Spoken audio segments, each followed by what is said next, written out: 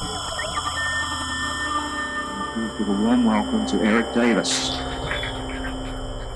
How's it going? Really happy to be here. Thanks, Graham, for inviting me. I've been hearing about Azora for years, and super fun to be here.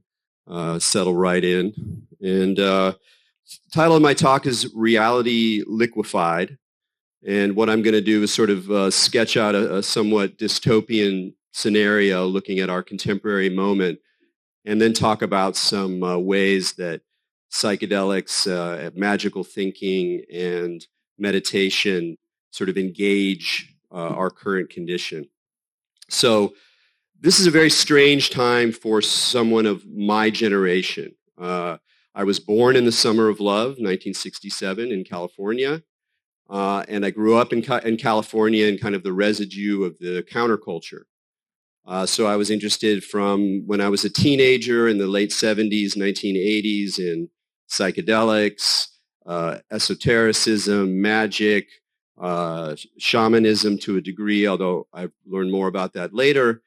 And I've always stayed interested in these things. I've been a freelance writer, and I got a PhD, and I sort of work with one foot in the underground and one foot in the mainstream world, kind of writing and translating between. And why I say these days are very strange for me, and I think a lot of people of my generation, is that many of the things that we have been identified with our whole lives as part of the underground, psychedelics, meditation, indigenous views, magic, in esotericism, the occult, all of these things are now, if not quite mainstream, then very much expanding rapidly beyond the underground where we kept it going. You know, in the late 1980s and the 1990s, to write about psychedelic drugs was a very countercultural thing to do. And now it's incredibly mainstream. Everybody's doing it. New York Times, this and that, psychedelic renaissance. So why is that? Why have these things sort of jumped the breach? Now, there have always been waves of interest in the esoteric throughout the modern West. In the late 19th century, big explosion of esotericism, a little bit of drugs. The 1920s, another big explosion of mysteries, Egyptian schools, breathing techniques, lots of New Age, what we would call New Age kinds of practices. Big explosion then. And then, of course, in the 60s and 70s, huge explosion where it became a little bit more mainstream for a while. In the 90s, we get this sort of other blip, but it's still kind of underground, electronic music. And now, as I said, it's everywhere. Why? Well, I think that the conditions that we're living under now, which I could call simply the breakdown of consensus reality, and I'll talk about what I mean by that the breakdown of consensus reality almost naturally pulls out of us our inclination to work and engage the world as an enchanted, magical place, and as a place where practices of attention and consciousness are almost survival necessities. So what do I mean by the breakdown in consensus reality? The phrase consensus reality has a nice kind of ring to it, because if you talk about reality, I mean, that's a big question, man. What is reality? But we can talk more clearly about consensus reality. The guys who came up with this phrase were in the 60s. It's from a book called The Social Construction of Reality. And what they say is like, look, every one of us individually builds our own reality through our nervous system or the way that our incorporeal consciousness interacts with our body. You know, leave that question aside. But we have our own individual reality, our own sensation, our own patterns of thinking. But of course, when we're born into a society, that means we're born into a world with language. We're born into a world with rituals, with cultural symbols, with educational institutions. And all of these things help shape, program, give us the guides, the maps for that particular society. And of course, different societies have very different maps and models. And in the West, we inherit a particular one, And that's what I'm kind of talking about today. I'll talk a little bit about indigenous styles in a bit. But in our modern world, let's say the 20th century, consensus reality is sort of the world that we share, and it's partly maintained and constructed through institutions. Again, educational institutions, your family traditions too, but very much education, media, and we also grow up naturally absorbing a kind of scientific or rationalist or technologically oriented, tool-oriented thinking, which is often coupled with a certain kind of, we can call it the ego, that's maybe a tough word, let's say self with a small s, where I want to do things in the world. I have desires I want to satisfy, so I use tools and things to manipulate reality to get what I want. And that's very much intrinsic to the Western way of constructing reality. Now, there's a lot of ways of talking about how reality is melting down now. There's a wonderful phrase from Karl Marx.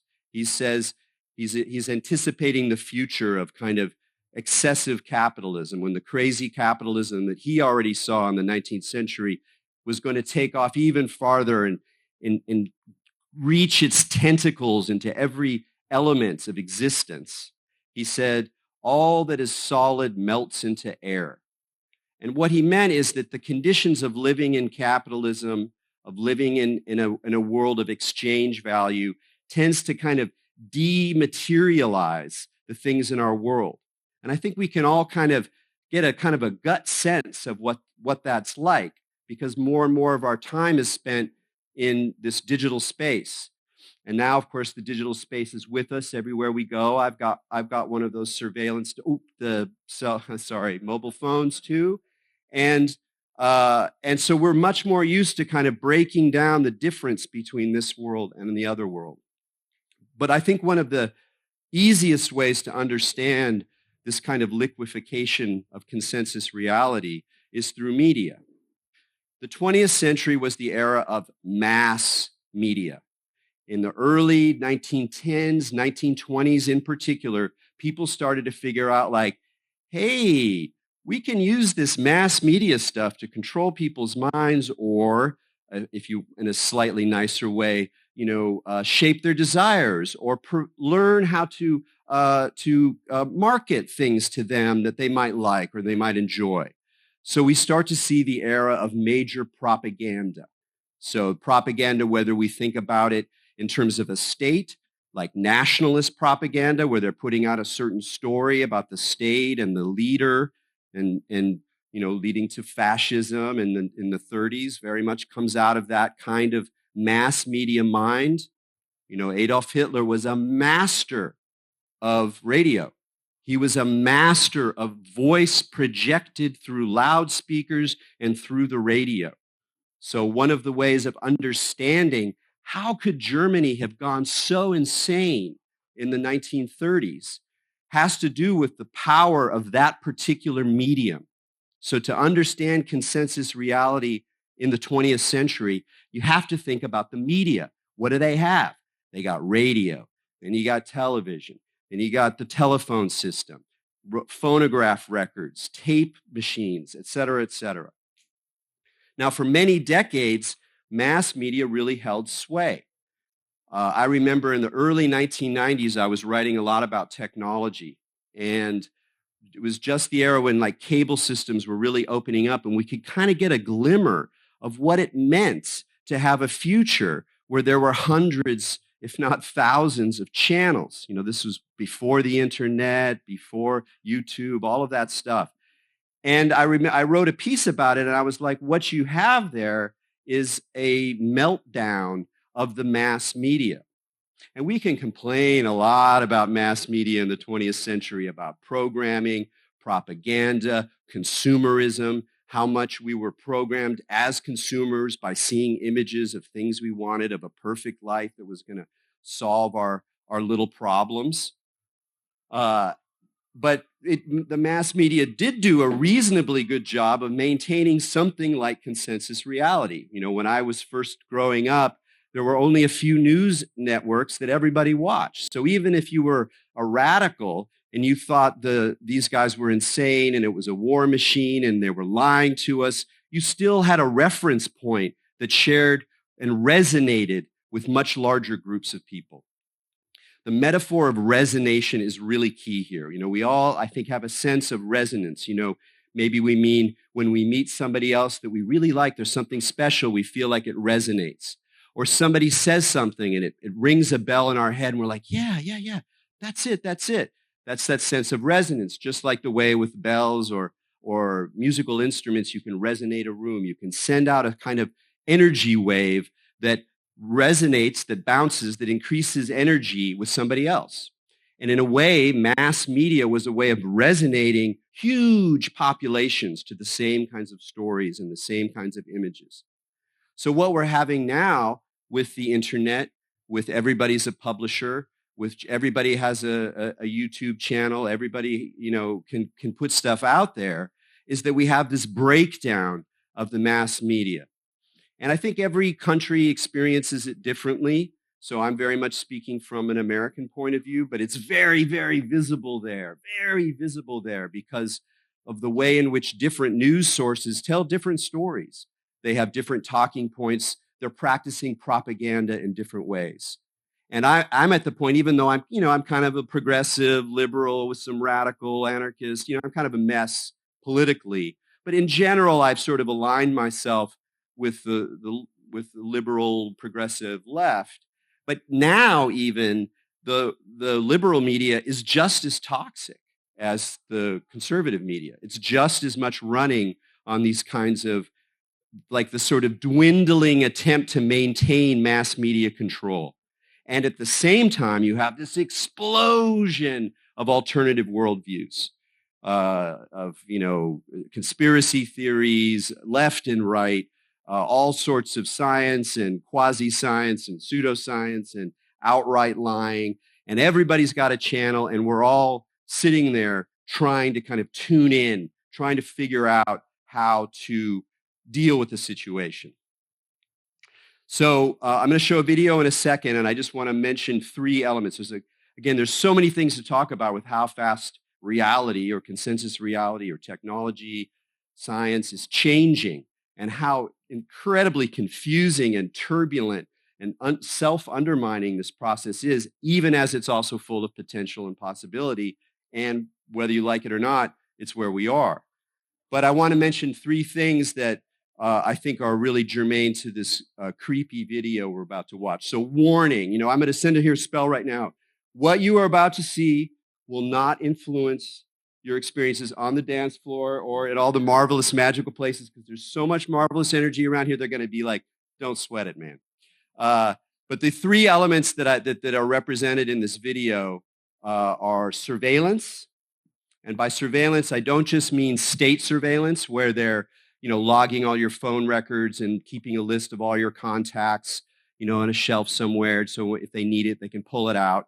I'm also talking very much about corporate surveillance, consumer surveillance, the surveillance that we all participate in. If you ever go to Amazon and go on a recommended link, if you do a Google search, all of your Google searches are based on particular demographics to you. There's no objective Google, where if I type in Eric Davis, it's going to get the same things that you're going to get if you type in my name, Eric Davis.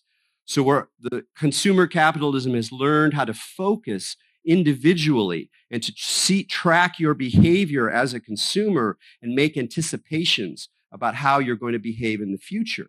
And so we're already not only being watched, but our opportunities, the ads we see, the links that are sent our way are already being shaped according to these algorithms that are anticipating our behavior. So that's surveillance. Another element is which I mentioned to briefly before, is a kind of breakdown between our physical reality, this material reality we share that is part of consensus reality. We're in this room together. Maybe it doesn't ultimately exist, but as far as consensus goes, we can all say, yeah, we're in this room sharing space and time together. And then we have this weird digital other world, this internet world, this hyperspace, this cyberspace, whatever you want to call it. And one of the things that's happening now and will continue to happen with more and more ferocity is the breakdown of these two worlds. By carrying our little computers with us, we've already broken down a lot because we're always tracked, we're always recognized, we can always access the great mind. But in the future, as they come up with things like augmented reality, and this is an augmented reality piece that we're going to see, then you have, imagine, whether it's like a Google Glass or it's on your eyeball or whatever it is, you have some kind of transparent screen that allows you to sort of overlay physical reality with data. And there's a lot of reasons people are very excited about it. There's some cool opportunities for play, for understanding the world, for travel. There's a lot of interesting things that can be done with this. But one thing it definitely does is it undermines the physical solidity of the material world by overlaying it with the weirdness of the digital and all of its hyperdimensions, all of its information excess, all of its tracking, all of its algorithms. So that's sort of kind of weaving itself into this reality. And the third element that I want to bring out that we'll also see here is what you could call the quantified self. How many people have heard that term, quantified self? Okay, just a few of you. What it means is there's sort of a culture of efficiency about how I can live my life better, how I can manifest my desires, how I can be more productive, more healthy, maybe even more spiritual. And the way I'm going to do that is I'm going to use tracking devices that are kind of moderating me, or they're giving me feedback about how I'm exercising and whether I'm exercising enough, and giving me little prompts. Hey, it's time to meditate. Okay, I better meditate now. And using technology as a way to circulate your own self-actualization, let's call it. So all of those things are brought together in a very dystopian way in this video, which probably a few of you have seen. It came out a couple of years ago. But I'm going to show it now, and then we'll talk about how it works from that. Okay, hopefully this will come up.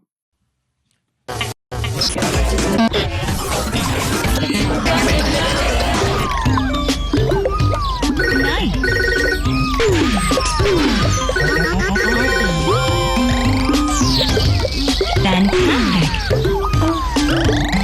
Great. Nice. Great. Más tarde, apúrate si quieres una buena calificación. Voy lo más rápido que puedo. ¿Has pensado en correr? Es saludable y eficiente. Seguro que no hay más trabajos disponibles. Yo estudié para ser profesora y estoy haciendo mercados. Y además puedes quedarte con los puntos de fidelización. Eres una monje afortunada. Tienes que confiar en la aplicación. ¿Te sientes inspirada?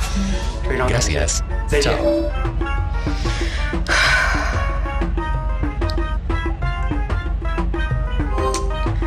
¿Quién soy yo?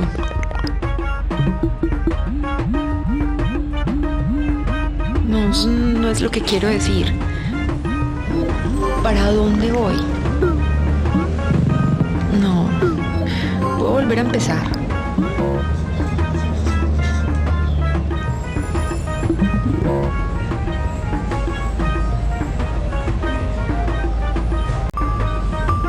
Olvídalo.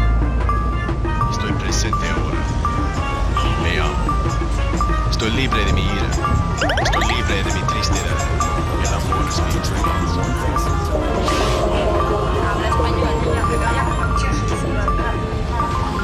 Adiós.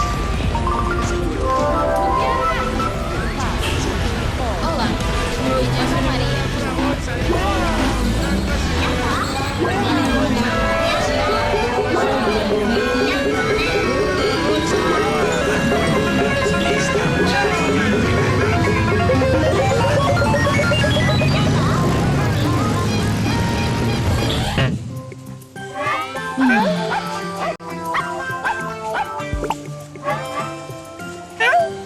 Bueno.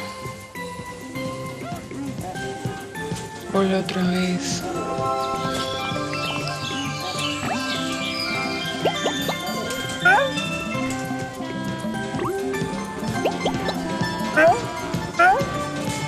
Ay, no, cállate.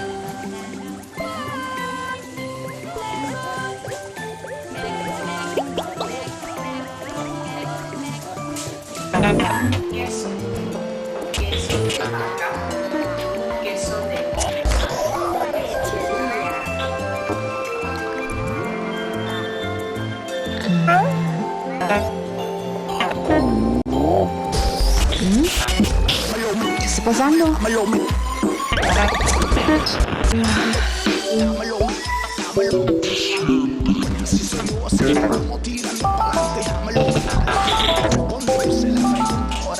Buen día, Emilio.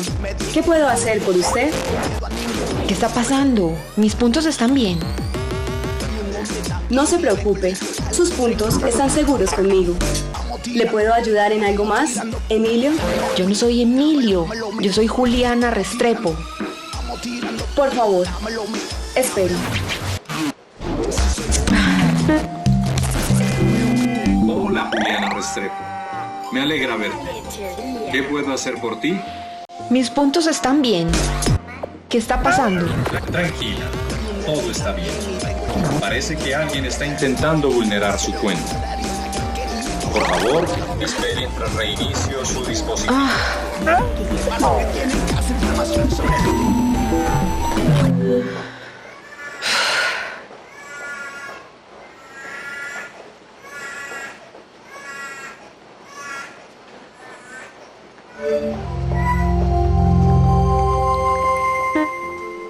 Hola, Juliana. Me alegra verte. Hoy te ves hermosa. ¿Estás estrenando zapatos? Ya lo arreglaron. Tengo que seguir trabajando. Estoy trabajando en eso, pero necesito verificar tu información biométrica. Por favor, sigue la línea azul hasta el centro de servicio más cercano para confirmar tu identidad. Sí, pero mis puntos están bien. Todo está bien. Chao.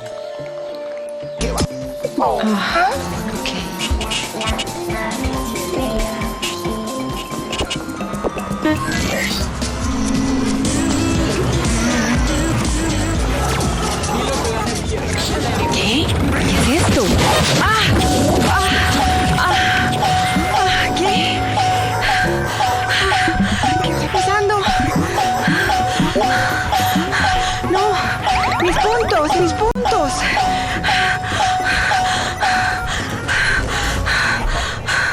¿Qué hago? ¿Qué es eso?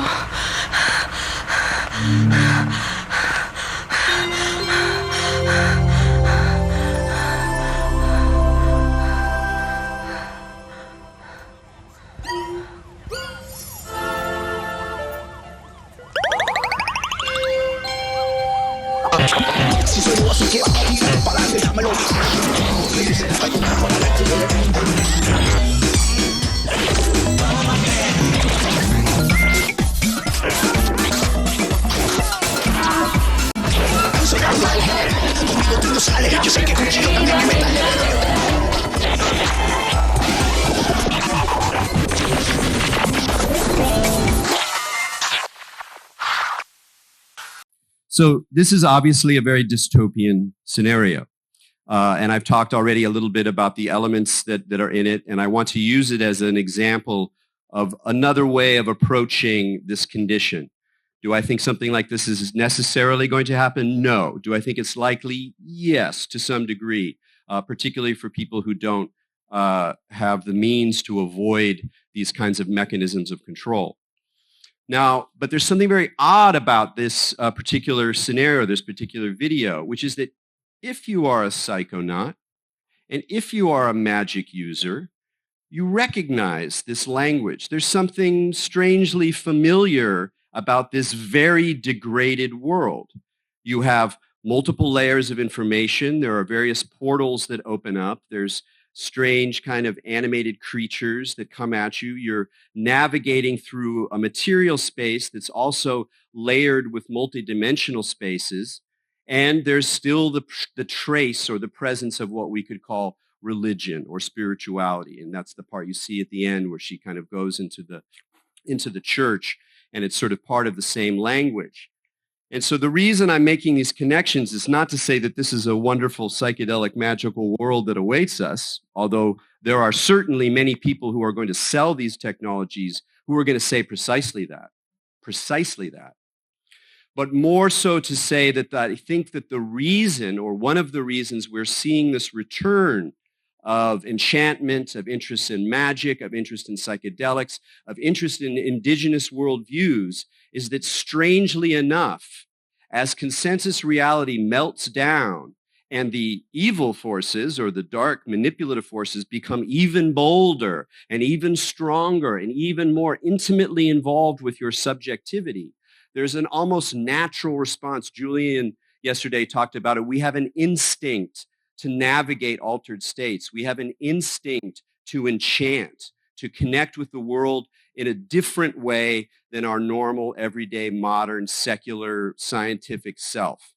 And so what's sort of happening now is almost like, I don't want to overplay the military metaphors, but something like an arms race. So let's talk a little bit about this return, of enchantment on some level. The psychedelic renaissance we all know about. We all know about the studies, the interests of the military, for example, in the United States. The military is very interested in the MDMA research that MAPS is putting out. MAPS has gotten money from a very, very right-wing reactionary group of billionaires, the Mercer family. And they've gotten some money because the Mercers like the idea that we can help soldiers. I want to help soldiers too. I don't want anyone to have PTSD. But this should already indicate something to us, that as the psychedelic renaissance happens, all the players, everybody starts to go, this is pretty good. We might be able to use this in a good way.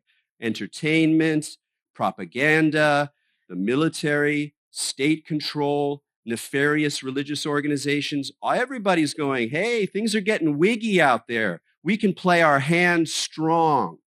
And in one way of saying what's happening in the world out of this marvelous paradise is that everybody's playing their big hand.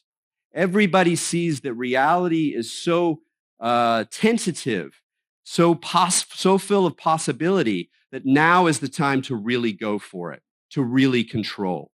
And that's partly what we're seeing with the rise of fascism and nationalism. It's very complicated, but that's one aspect of it. So there's some great stuff about this, the growth of global transformational festivals, the increase of attention to indigenous worldviews and indigenous life ways, the growth of environmentalism, of permaculture, the spreading of these ideas around the world, the return of a kind of magical engagement that we're all sort of involved here. But at the same time, these same sort of possibility spaces are being used and will continue to be used by more nefarious forces. And if you do your homework, if you study how magic actually works in like anthropological conditions, if you read anthropology, and there's some terrible anthropology that's very colonialist and very old school, and there's some marvelous anthropology that is very rich and very nuanced about how it thinks about these things. And one of the things you find is that, generally where there's magic, there's, good healing stuff and there's nasty darts, people who are really into ayahuasca, often people have a pretty naive idea about what's actually the whole cultural matrix that is behind ayahuasca. So you can go and enjoy an ayahuasca circle. You have a profound experience. Everything is very healing and very loving. But if you actually train with a shaman or a master, a maestro vegetalismo, then at some point on your story, you're going to have to deal with the evil darts. There's rival shamans over the hill that hate this guy, and there's a long-standing feud, and now you're part of the feud.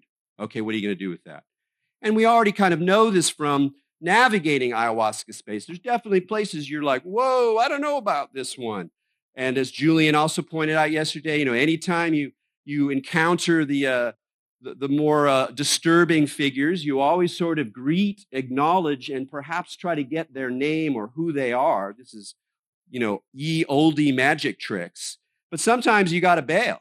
Sometimes you got to close that door if you can, and sort of work with it. So there's a weird way in which these worlds are sort of kind of overlapping. But there's a lot of nefarious stuff too. I'll mention one more example, and I think we can kind of see this in terms of nationalism everywhere. That nationalism is kind of like a big magical myth. That nationalism is a sort of enchanted way of seeing the world. There's some kind of spirit of the people, the Hungarian people. We have a spirit. We come from a place. We have a story. We have folkways. We have our own essence. And there's a lot of great stuff in there. That's where we connect with our own indigeneity. So we're in a very paradoxical situation as Euro-Americans, because on the one hand, we need to go into the space of not really nationalism, but our own indigenous roots that then gets appropriated by nationalism and turned into a magical myth that's circulated through media and that very much satisfies the incredible anxiety all of us feel because that world is coming and in some sense is already here. Very disturbing. How do we deal with that? I want a solid story. I want to know who I am. I want to know where the boundaries are. I'm with my folks. We're all together. Excellent. So there's a potential in that kind of enchanted thinking for that sort of behavior. In America, leading up to the election of Trump, there was this sort of explosion of what we called alt-right, the sort of new reactionary forces online particularly, although elsewhere too. And one of the things that they practiced was what they called meme magic. It was the magic of memes. How do you create memes that go out like little viruses into the information universe, propagate themselves through devices and human minds, and nudge or make fun of or somehow erode the forces that would prevent Trump from becoming elected? It was very funny. It was very sarcastic, very postmodern, all these things that we don't normally associate with the right wing. And they explicitly talk about it in terms of magic. And in fact, you can trace some connections between these alt-right magic users and more traditional sources of magic that influenced me, like chaos magic or Aleister Crowley. So there are aspects of this enchanted world that are very difficult. And so we need to be skeptical shamans or skeptical animists. And that's what I'm going to talk about here. How do we develop tools that will enable us to both open up to the enchanted, open up to the connections we need for ourselves, for our communities, for our environments, our local environments, for the planetary consciousness, for all beings throughout space and time, but at the same time to keep very savvy, very sharp, not so mushy, because there's a lot of ill in the mush. I remember, I think it was my first ayahuasca journey. I won't go long, but having sort of, achieved launching speed and left the planetary sphere after a sort of movie about future disasters, which I'm sure many of you are familiar with from journeys. There I was in the cosmos, filled with intelligence, filled with entities, worlds, beings, modes of reality, dimensions. And my basic feeling was like, it's kind of like the internet. I mean, there's like this guy and that guy and that gal, and this guy's saying that and that guy's saying that, and they all want something from me. And like, whoa, I hold on here. I'm not just going to get on your ship. We got to have a little conversation here.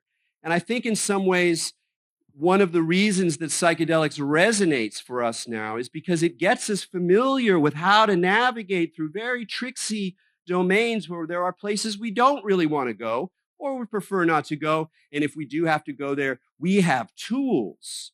We have tools to work with those things. And that also means tools to work with the memes, the stories that are coming your way. So I said skeptical and I said animism. So how long do I have? Woohoo, yoo-hoo. He's gone. He's dead. All right, I'm going to keep talking. So what I mean by skepticism, I don't mean scientific skepticism. 15 minutes. 15 minutes, okay. I don't mean scientific skepticism. I don't mean like Like we just saw a talk about radionics. A scientific skeptic would go, bullshit. Don't even look at it. It's horseshit. There's no way that this could possibly work because we don't have a story about why that works. I'm not talking about that kind of skepticism. That's shitty skepticism because it's not actually skepticism. Actual skepticism is where you place a tremendous amount of importance on your experience, on empirical experience. And when it comes to stories about what's going on, you hold them lightly, like as lightly as you can. In fact, the more lightly you can hold the stories, including stories you need, like, I need to be good to my parents, they were very sweet to me, I should honor them. Well, it's a story, we've come up to, but that's a good one to keep around. I'm fine with that one. But to learn to hold stories, especially stories about what's happening, what's truth, what do we actually know? And the thing that's funny about science is if you are a scientist, or if you know scientists, and if you do, you should talk to them about this precise thing, is you find that they actually study most of the time a very small part of reality, very small, like one kind of serotonin receptor. I'm just a 5-HTTP guy. That's all I do. I have a stack of papers like this to read through.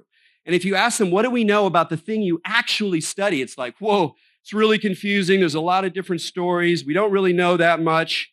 But when they get out of that field, but we know science, we know radionics is bullshit. There's just no way it could work. And, I don't know if radionics is bullshit because I haven't done the work. I haven't gone in there. I know people who are into it. And I know people who I trust because they're kind of on my team. And they're like, yeah, it really grows corn. Really, look at the pictures. And I'm like, great. Okay, I don't know. And be okay with, I don't know. But I don't know is like a kind of joy. I don't know is kind of like an openness. It's not like, oh my God, I don't know. It's good. It's healing. It's medicine. Doubt is a medicine. Skepticism in the way that I'm talking about is a medicine. So one problem I think people who come from the West, science, technology, consumerism, and then they discover the enchanted other world, the magical world of occult forces and shamans and spirits from other dimensions and UFOs, is that they look back at that and go, God, that's the horrible, let's get away from that. And you lose something. It's very precious. Always take with you your inner skeptic. You got an inner shaman, you got an inner lover, you got an inner worker. We have a whole panoply of personalities inside of us. But treat your inner skeptic with great respect and bring him along or her along for the ride because it's a kind of magic. Some story is coming your way. I think what I'm doing right now in my psychedelic experience is to transform reality. I am a messianic figure. This happens to people all the time. So what do you do with that? Do you believe it? Do you believe it in the morning? Some people believe it in the morning. That's when my skeptic comes in and goes, you had fun last night. But let's really think about this a little bit. And it's a very great way of balancing the magical experience. The other side of it, which is key and relates to this video, is the way that you saw that the technology was reaffirming her personality, her person. So she got a male person to talk to her. When the thing sketched out and thought it was a guy, then everything changed and it's the sexy girl and the girl comes up. And what they're doing there is reinforcing your personality. And we're all doing this all the time. We have our personalities, the things we like, things we don't know. We are personalities amongst other things. But the system is very, very interested in you maintaining your personality and, in fact, giving you exactly what you want. Exactly. Figuring out what it is what you want. So if you have a nice little inner skeptic on board who's going like, who are you anyway? I mean, really? Are you really that person? Are you really those cultural programs? Are you really that belief you have about who you are? Well, no, actually you're not. You're bigger than that. You're way bigger than that. And that's part of the way that the skepticism can be part of a meditative path, can be part of a path of what I call inquiry, which is a nicer word than skepticism. You're always asking questions. You're always probing. Sorry, you don't get it off. You don't get an answer and then you can relax. I mean, you can get like something that's working and you keep going into it farther and farther and farther, but don't let that thing stop because it gets in the way, the self. It gets in the way. So the other side, so skeptical and then animism, and then I'll cram it in here. Maybe we're going to have questions. What I mean by that is basically the magical universe. A universe that is alive, not just alive as a totality, but as alive of many specific things: rocks, plants, animals, birds, electricity, technology, ideas. Not just the nice natural world that's like the indigenous world we want to go back to, but everything. Everything is alive and everything is relational. And not only is it relational, the world is filled with non-human persons. So this is an animist worldview. It doesn't work over here in the secular world. That's just a projection. But that's not true. It's not just a projection. Let's say that our ability to connect with the magical world, whether through psychedelics, through ritual practice, through shamanic systems, through magic, it's a faculty that we have. The way that we talk about smell is a faculty. My nose does it. Nothing else does it. My nose system really works with the smells. My eye system really works with the visual imagery. It's a faculty. Memory is a faculty. And related to memory is the faculty of what we could call the imagination. And the imagination is not just a projection we put out on the world. That's what these guys are going to say. Oh, you're just projecting. That's bullshit. You're just noticing correlations that don't actually exist. You're da-da-da. No. The imagination is an interface that allows us to engage what is outside of us, what we can't understand in our own terms, the alien, the inhuman, or the non-human. So the imagination is a faculty that can be trained. And we train it through psychedelics, through intentional psychedelics. We train it through magic. We train it to a degree through meditation, though most meditation doesn't amplify the imagination as much, though some Tibetan visualizations go whole hog in that realm. And in building up the imagination, we're not just building up our personal little reality, like my little new age, like, oh, I create my own reality. This is my reality, and it's like this. And it's a kind of bubble-headed, it's like a bubble. You're in a bubble of like my story about how reality works. That's kind of, I think, sort of bullshit spirituality. I think that's the stuff the system wants you to have, because the system is into spirituality. It likes yoga. It likes mindfulness. There's tons of corporate mindfulness. There are tons of people who are doing yoga just to enhance their egos. And there are tons, and I'm not kidding, investment bankers up the wazoo drinking ayahuasca. What are they thinking? What happens to them? What stories do they get? I have no fucking idea. But everybody's tuning in. Everybody's tuning in. So it's really key to have an ability to break through your own wish fulfillment. And that's where the skepticism and the animism work together very beautifully. I want to end with just a few quotes from Dogen Zenji, who was a great Zen master in Japan, 13th century, who founded the Soto Zen lineage. And what he said was, there's two quotes I want to read. One is, to carry the self forward and illuminate myriad things is delusion. That myriad things come forth and illuminate the self is enlightenment. So what he's talking about there is we have our self, and we're going out there, and we're trying to engage the world. And there is a kind of projection. We're kind of like putting it forward. Maybe we're building like an interface. How do we imagine this world of myriad things? But if we are driving from that small s self, that we're just in delusion.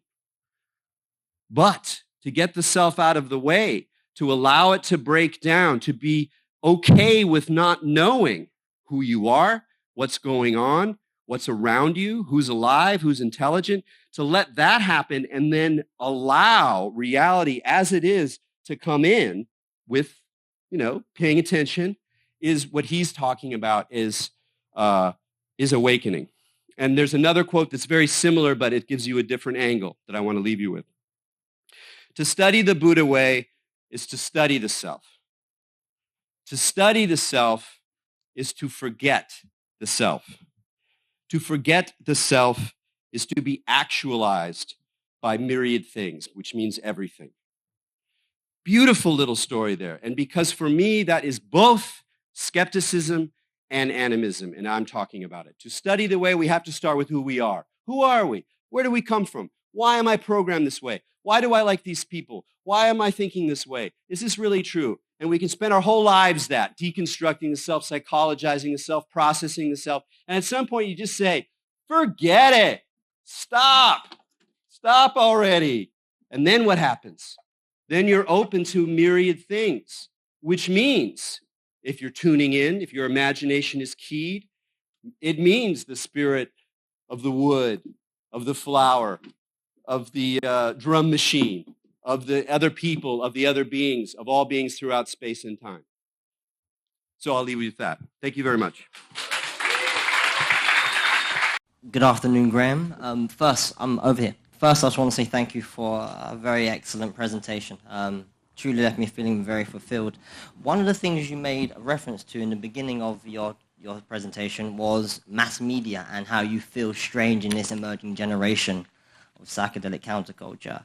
One of the things that I received as an insight, not so much of a question, is that from my personal point of view, I think the internet in and of itself has created such a major platform for many young people emerging with numerous questions to be able to get answers that are key to the question that they have. For me personally, it was a reference to Japanese animation, which completely rewired the framework of my consciousness, and particularly Naruto. And from that, I guess I came to a position mentally where I said to myself, in order for me to be able to have a conclusive opinion on my circumstances in life, I need to, A, become critically aware and critically analyze the information that's being subjugated to me.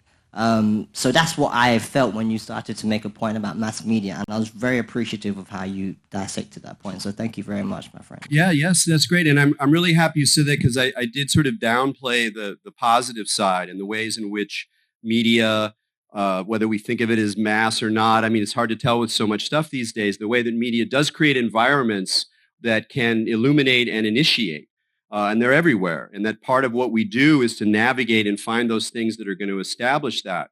But for some reason, when you were speaking, one thing that I was reminded of that I didn't mention that I think is very key is when I was talking about the difference between bullshit scientific skepticism and real skepticism, is that real skepticism is really the heart of real science. It's just that the scientist guys want to use science to knock everybody else down.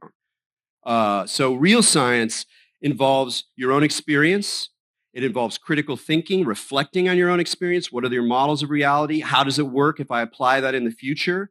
But one other absolutely essential key is you don't do it alone. You have a circle of colleagues. And those peers or colleagues, I'm using those terms very intentionally. I'm not talking about a master. I'm not talking about a student. I'm not even talking about a teacher, although sometimes your peers are your teachers. But I'm really emphasizing the horizontal connection. So you find the others, and then through that conversation, the conversation that you get, that's the way you kind of develop a sort of objective science of at least your world, your tribe, your perspective on things. And that is incredibly important. To do this kind of work alone is asking for madness or for a kind of terrible isolation in some ways.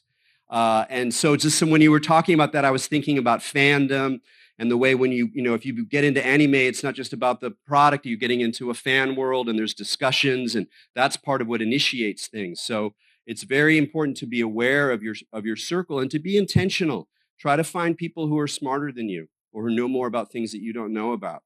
Try to find people who question you, who tap back a little bit. But of course, people with heart.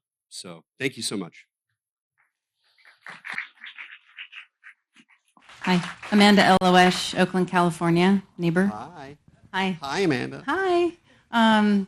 So a ho to everything that you've said. I really feel a deep resonance, and I appreciate the bridging of science and spirituality and vision that you bring to it. It's really helpful.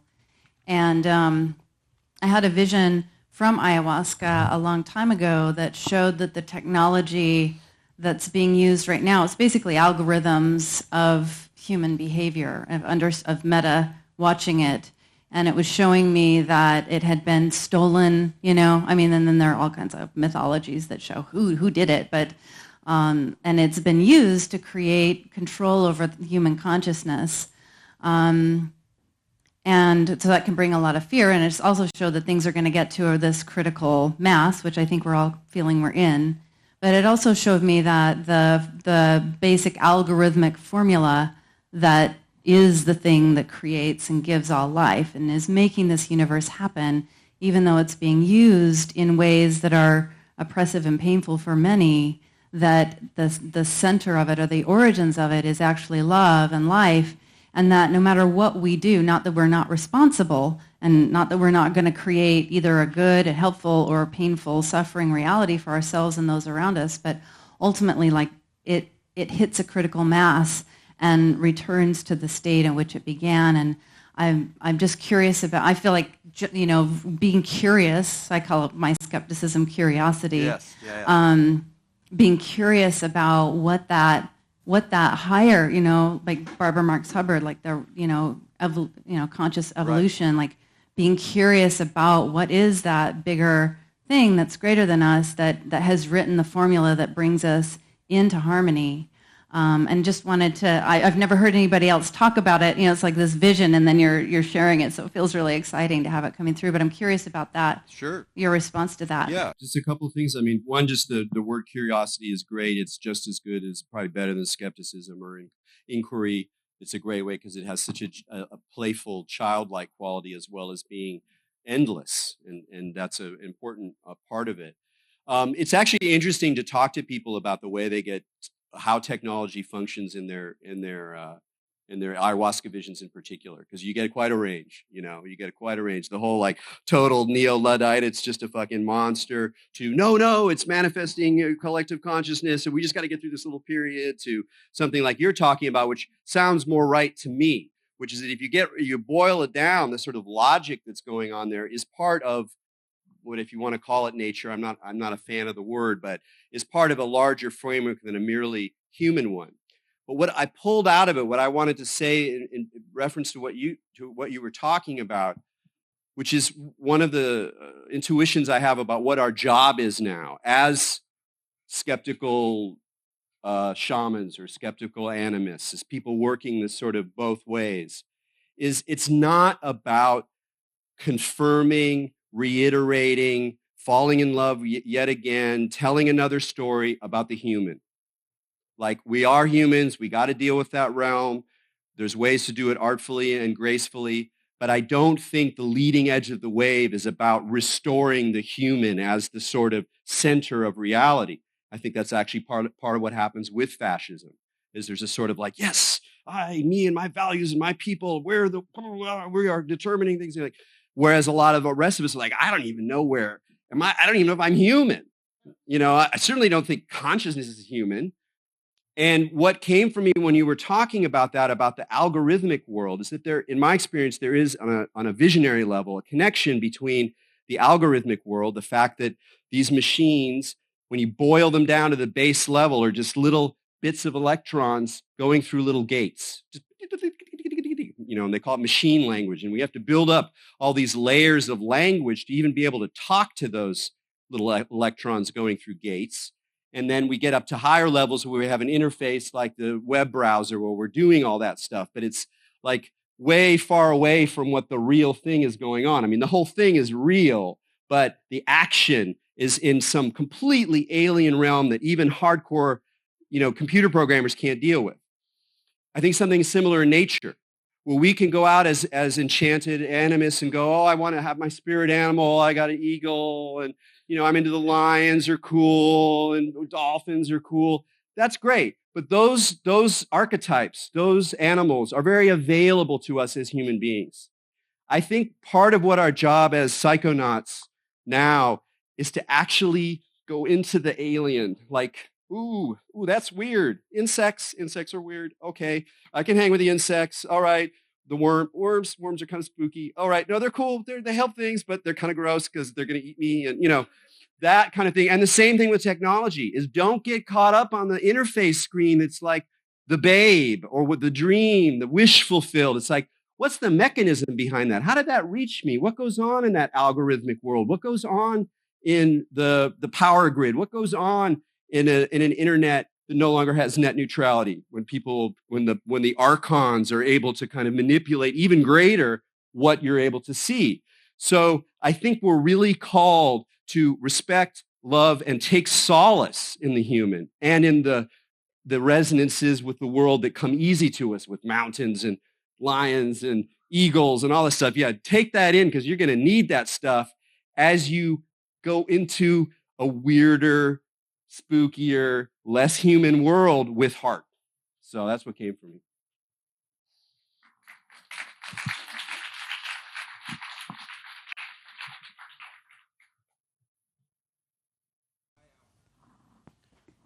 Yeah, so I think you might have just answered my question, because you're doing a great job at melting our minds with refined ingredients in this oven of delicatessens we have here. So, Thank you very much. So my question is, this line of thought of how the psychedelic resurgence may be in part due to the fact that it helps us come to terms with the liquid digital space, that it's overwhelming, we're saturated with information and possibilities, just like a trip, right?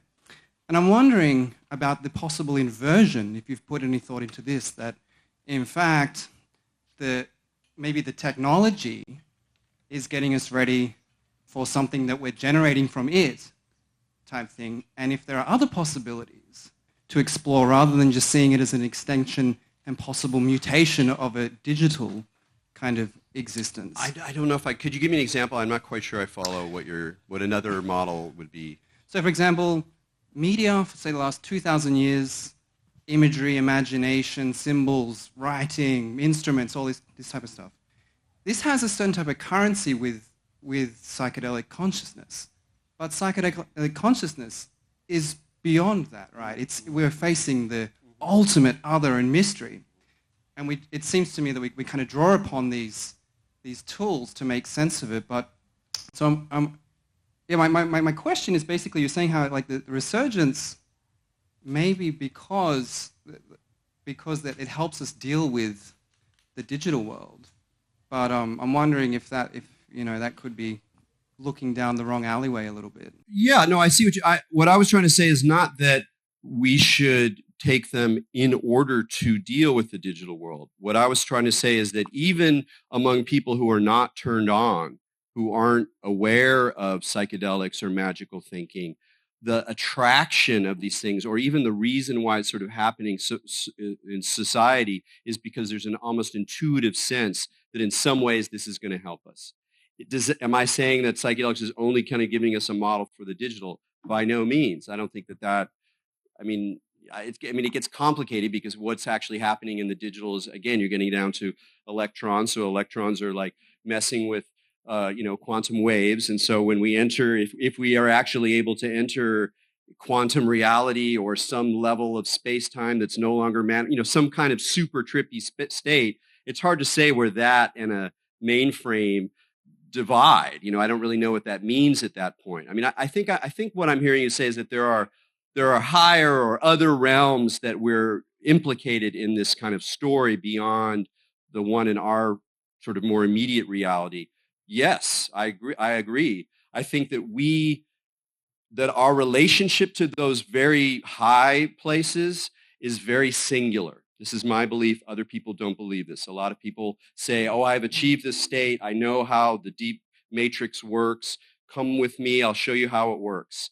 I'm a little more of an anarchist, ontological anarchist. We'll hear more about that tomorrow. Christian Greer's talk. Please come if you like this shit. Come see my man Christian tomorrow. Or no, Friday. And so I'm a little more on like, we kind of model, we kind of encounter in a very singular way.